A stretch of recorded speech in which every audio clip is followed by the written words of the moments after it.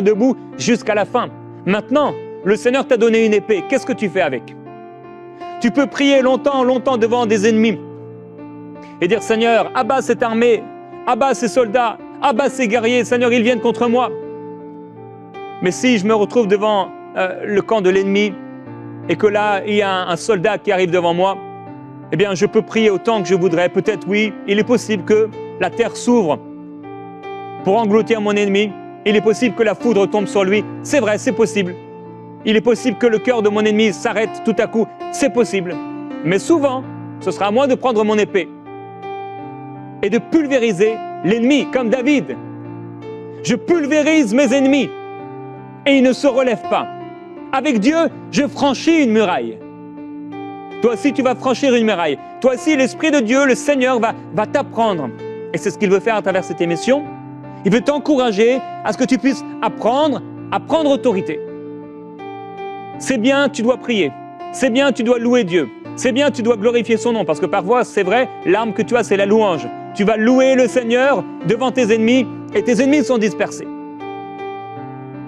Mais parfois, tu prends autorité en louant Dieu. Mon Dieu est un Dieu de délivrance. Et tu es en train de louer le Seigneur. Mon Dieu est le plus grand, le héros qui sauve. Mais quand tu loues le Seigneur ainsi, tu le fais avec autorité. Mon Dieu est le héros qui sauve. Et tu proclames la parole. Mon Dieu est un héros qui sauve. Il me délivre de mes ennemis qui sont plus forts que moi. Et tu proclames cette parole avec foi, avec autorité. L'Éternel me délivre de toutes mes frayeurs. Et tu parles la parole de Dieu. Le paresseux dit, il y a un lion dehors, je serai tué dans les rues. Il faut que tu ailles dans la rue, il faut que tu ailles t'opposer à ce Goliath et lui couper la tête et que les ennemis du peuple de Dieu sachent que le Seigneur est ton Seigneur et que le Seigneur est bien le Seigneur de toute la terre et qu'il a reçu toute autorité du Père et qu'il t'a donné cette autorité. Tu as l'autorité devant Dieu. Le serviteur de Dieu dit maintenant, mes fils, cessez d'être négligents. Vous qui avez été choisis par l'Éternel pour vous tenir à son service devant lui. Jésus a donné à ses disciples l'autorité de chasser les esprits mauvais et de guérir toute maladie et toute infirmité. Alors ne sois pas passif, tu dois régler cette chose pour avancer. Maintenant, prie et prophétise avec autorité. La main de l'Éternel était sur Ézéchiel et il l'amenait dans une vallée remplie d'ossements desséchés. L'Esprit de Dieu a impulsé, lui a donné une impulsion, lui a parlé. Il a constaté que ces os étaient très nombreux sur le sol de la vallée, qu'ils étaient complètement secs. Et il a dit, le Saint-Esprit a dit, « Fils d'homme, ces os pourront-ils revivre ?» Dieu a dit, « Ces os pourront-ils revivre ?» Et il a répondu, « Mais Seigneur, c'est toi qui le sais. » Non, Seigneur, c'est toi qui le fais, ça ne suffit pas. Dans cette situation, tu es devant une vallée d'ossements desséchés. Seigneur, c'est toi qui le sais. Ça veut dire, Seigneur, tu vas t'en occuper. Et Seigneur, je suis spectateur. Seigneur, c'est toi qui vas le faire. Non, Jésus a commencé de faire et d'enseigner. Acte 1.1. Maintenant, c'est à toi de continuer avec l'autorité, avec l'épée qu'il t'a donnée, avec la parole de Dieu. Tu prends la parole de Dieu et tu la proclames. Tu la déclares. Le Seigneur va te donner un verset. Le Seigneur va te donner un passage. Et tu vas proclamer cette parole, tu vas proclamer ce passage. Il devait prophétiser. Et quand il a commencé à prophétiser, il y a eu un bruit. Quand tu vas commencer à prendre autorité, il va y avoir un bruit. Le Seigneur va agir. Alors, lève-toi et agis. Dans le livre d'Esdras, nous lisons « Lève-toi, car cette affaire te regarde. Nous serons avec toi. Prends courage et agis. » Lève-toi. Lève-toi, car cette affaire te regarde. Comme Déborah qui dit, moi, Déborah, je me suis levée comme une mère en Israël. Tu vas te lever avec autorité contre cette chose. Car le royaume de Dieu ne consiste pas en paroles, mais en puissance. Et ce n'est pas un esprit de crainte que Dieu t'a donné, mais un esprit de puissance. Les démons, on ne les conseille pas. Les démons, on ne les supplie pas. Les démons, on ne leur demande pas leur avis. Les démons, on les chasse. On ne négocie pas avec le diable. Alors, pour chasser Satan, pour prendre autorité, reste tranquille intérieurement quand tu prends autorité. N'aie pas peur, ne sois pas dans la peur. Si tu es dans la peur, retourne à la parole de Dieu, parle au Seigneur, prie. Mais à l'intérieur, avant de prendre autorité, sois calme. Quand tu prends autorité, la voix est importante.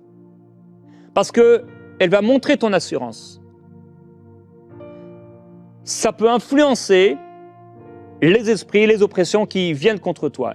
Elle montre soit le manque d'assurance au démon et que la personne a peur, ou soit que la personne vraiment, elle marche dans son autorité, comme le ferait un policier. Il s'agit de proclamer la parole. Qui es-tu, grande montagne, devant Zorobabel? Tu seras aplani. C'est ni par force, ni par puissance, mais par le Saint-Esprit.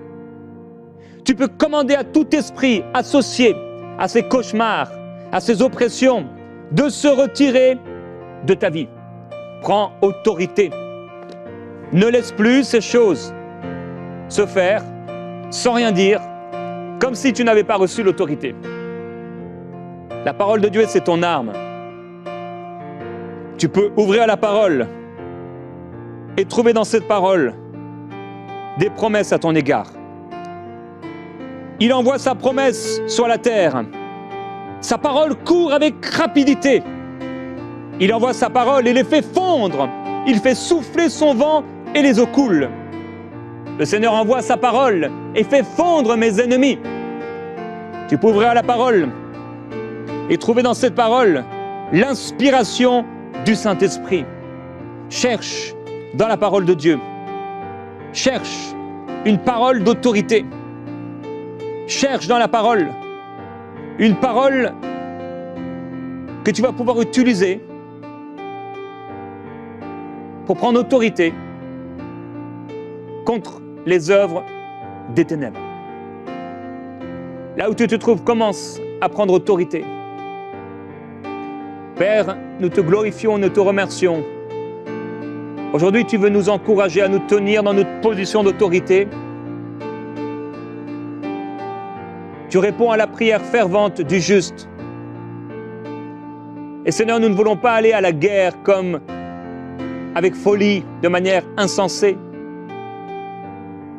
Mais nous prenons ta parole contre l'ennemi. Pour certains, vous devez déclarer que vous et votre maison, vous servirez l'Éternel. Pour d'autres, vous devez déclarer que par les meurtrissures du Seigneur Jésus-Christ, vous avez été guéris. Certains, vous devez déclarer que s'ils viennent contre vous par un chemin, ils s'enfuiront par ce chemin. Que vous serez toujours en haut et jamais en bas. Que l'Éternel met devant vous en déroute vos ennemis. Que celui qui creuse une fosse devant vous, il tombera. Vous pouvez déclarer que non, vous ne venez pas devant cet ennemi avec la lance, mais avec l'Esprit de l'Éternel. Comme David avec ses quelques pierres. Je ne m'appuie pas sur ma propre force, je ne m'appuie pas sur ma sagesse, je ne m'appuie pas sur mes œuvres, je ne m'appuie pas sur mon intelligence. Maintenant, je déclare, au nom de Jésus-Christ, arrière de moi, Satan. Satan n'a rien en moi. J'appartiens à Jésus-Christ. Que l'Éternel te réprime, Satan. Quelle est cette situation qui dure depuis trop longtemps dans ta vie? Parle à cette situation. Parle à cette montagne. Montagne, qui es-tu devant Zorobabel? Tu seras aplani. Quand tu les déclares avec autorité. Regarde cette montagne et dis-lui, tu seras aplani. Tu seras aplani. Tu seras aplani. Mes enfants serviront le Seigneur. Cette maladie quitte ma vie. Cette oppression s'enfuit. Au nom de Jésus, je prends autorité contre ces cauchemars dans ma vie. Au nom de Jésus, ça s'arrête maintenant. Maintenant, Jésus-Christ a reçu toute autorité et tout pouvoir reçu l'autorité de Christ. Et j'ai le pouvoir de marcher sur les serpents, les scorpions, sur toute la puissance de l'ennemi, sans que rien ne puisse me nuire. Je refuse l'esprit de condamnation. J'ordonne au nom de Jésus à l'esprit de tristesse, à l'esprit d'oppression, à l'esprit de tourment, à l'esprit d'impudicité. J'ordonne à cet esprit de quitter ma vie. Déclare à cet esprit, je ne sais qui il est, quel est son nom. Mais il y a des noms maintenant qui viennent. Tu sais que c'est ça. Et tu prends autorité. Ça quitte ma vie. Ça sort. Ça s'en va. Ça s'en va. Aucune place dans ma maison. Je suis saint car mon Dieu est saint. Je refuse ces pensées maintenant. Pensées mauvaises, tu quittes ma vie. Pensées d'impudicité, d'adultère, tu quittes ma vie. Pensées de séduction, pensées mauvaises, pensées de peur, tu quittes ma vie. Peur, tu quittes ma vie. Tu déclares cela au nom de Jésus. Tu prends autorité contre la peur dans ta vie. Peur, tu quittes sa vie maintenant au nom de Jésus-Christ. J'ordonne à cet esprit de peur, sors maintenant. Tu t'en vas au nom de Jésus. Je te l'ordonne, va-t'en, sors de là, au nom de Jésus-Christ. Quitte cette maison, quitte cette personne au nom de Jésus-Christ. Tristesse, tu t'en vas maintenant, dans le nom du Seigneur. Sors de cette personne maintenant au nom de Jésus. Sors de cette âme. Tu t'en vas, tu quittes sa vie maintenant. Esprit d'impudicité, sors maintenant. Que l'Éternel te réprime, Satan.